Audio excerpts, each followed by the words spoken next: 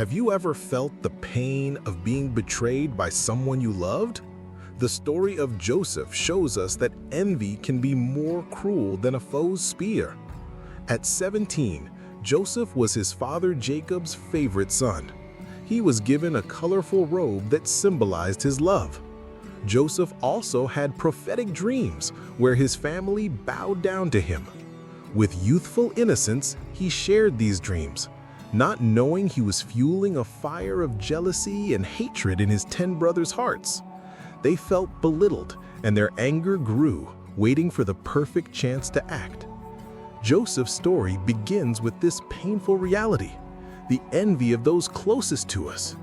If you've ever been a target of envy, you know how that pain can shake your self-esteem. His story proves that our pain is not the end, but the beginning of a great purpose. It is a promise that God has a plan that unfolds even in the worst circumstances. When his brothers saw Joseph approaching, hatred spoke louder than reason. They stripped him of his robe and, intending to kill him, threw him into a dry pit. It's hard to imagine the fear and pain Joseph felt, betrayed by those who should have protected him. However, a small light of hope emerged through his brother Reuben, who secretly planned to save him. Reuben convinced them to throw him into the pit instead of killing him. Joseph, the young dreamer, was abandoned and felt alone, not knowing what would become of his life. That moment of betrayal was his rock bottom.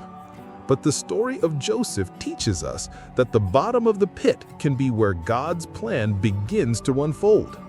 When all seems lost, our faith is what sustains us, giving us the strength to continue. The pain of betrayal is real, but the purpose behind it can be much greater than we can imagine. The story of Joseph continues to surprise. Instead of being left to die, his brothers sold him for 20 pieces of silver to Ishmaelite merchants. For them, it was a simple transaction to get rid of a problem. For Joseph, it was the start of an unimaginable journey far from home. The life of the favorite son was transformed into an existence of servitude. He was taken to Egypt and sold again, this time to Potiphar, a high official of Pharaoh. On the surface, it seemed his life was only getting worse, but the Bible shows us something incredible. God was with him. Genesis 39:2 says, "The Lord was with Joseph, and he became a successful man." Joseph's life teaches us that even in captivity, we can be blessed. Our success doesn't depend on our circumstances, but on God's presence. It's proof that our self-esteem isn't defined by what others do to us, but by the certainty that He is always with us. Joseph arrived in Egypt as a slave, but his story teaches us that our position doesn't determine our purpose. In Potiphar's house, he didn't give up. His dedication, honesty, and God's blessing on his life were so evident that Potiphar promoted him to be in charge of his entire household. However, his integrity was put to the test. Potiphar's wife, attracted by his looks, started to harass him. Joseph, faithful to God, refused to sin, asking, "How then could I do this great wickedness and sin against God?" Genesis 39:9.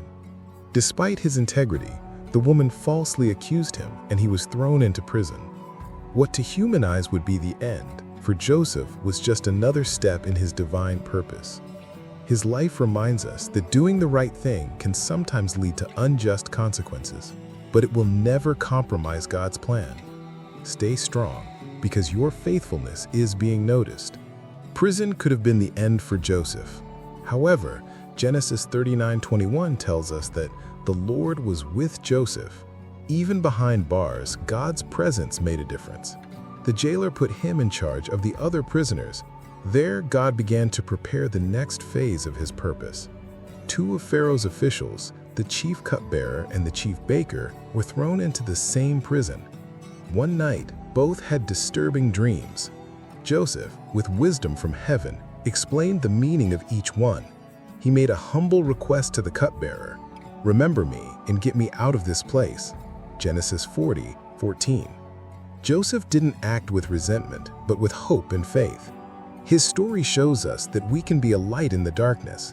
It's a powerful lesson on keeping hope and continuing to serve, because your next step to freedom may depend on a simple act of kindness. 2 years passed. The freed cupbearer completely forgot about Joseph. This waiting period is one of the most painful parts of Joseph's story, but it shows us a vital lesson about patience. God's time is not our time. The turning point came when the Pharaoh of Egypt had strange dreams that none of his wise men could interpret. It was then that the cupbearer finally remembered Joseph. He told Pharaoh, "There was a young Hebrew man. He interpreted our dreams and everything happened exactly as he had predicted." Genesis 41:9-13. The young man who had been forgotten was about to be placed in a position of prominence. His wait was not in vain. The purpose he was being prepared for, the salvation of entire nations, was finally being revealed.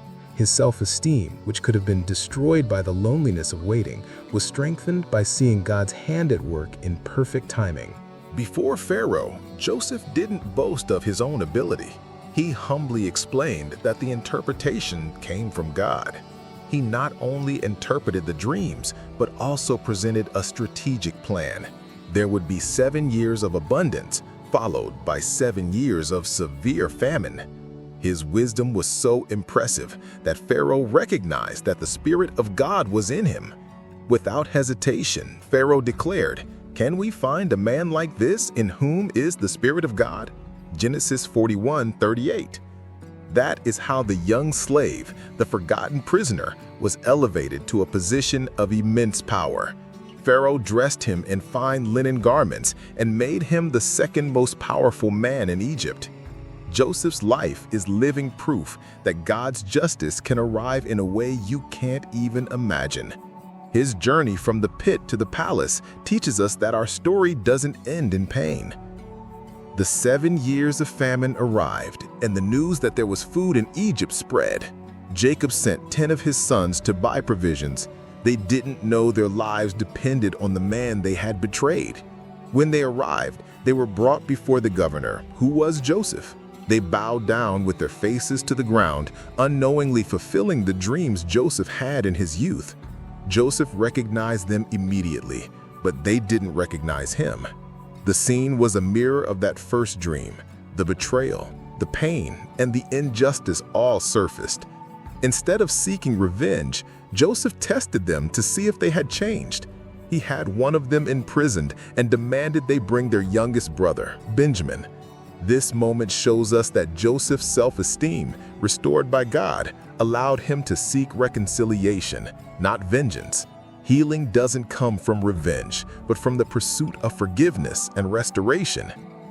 After testing his brothers, Joseph's heart couldn't take it anymore. He had all the Egyptians leave, and alone with his brothers, he broke down in tears. He finally revealed, "I am Joseph, your brother." His brothers' surprise and fear were immense, as they expected revenge. But what Joseph said next is the central point of the story and the foundation of our motivation. "Do not be distressed or angry with yourselves because you sold me here, for God sent me before you to preserve life." Genesis 45:5. Joseph understood that his pain was not in vain. He saw God's hand behind every suffering, using the wickedness of men to fulfill a greater divine purpose, to save his family and an entire nation. Joseph's life teaches us that true forgiveness isn't about forgetting the pain, but about seeing the purpose behind it. Just as the Apostle Paul, our story of suffering can be used by God to give us a grand purpose. If Joseph's story inspired you, help spread this message of hope. Please subscribe to our YouTube channel, give this video a like, and share it with someone who needs a dose of motivation today.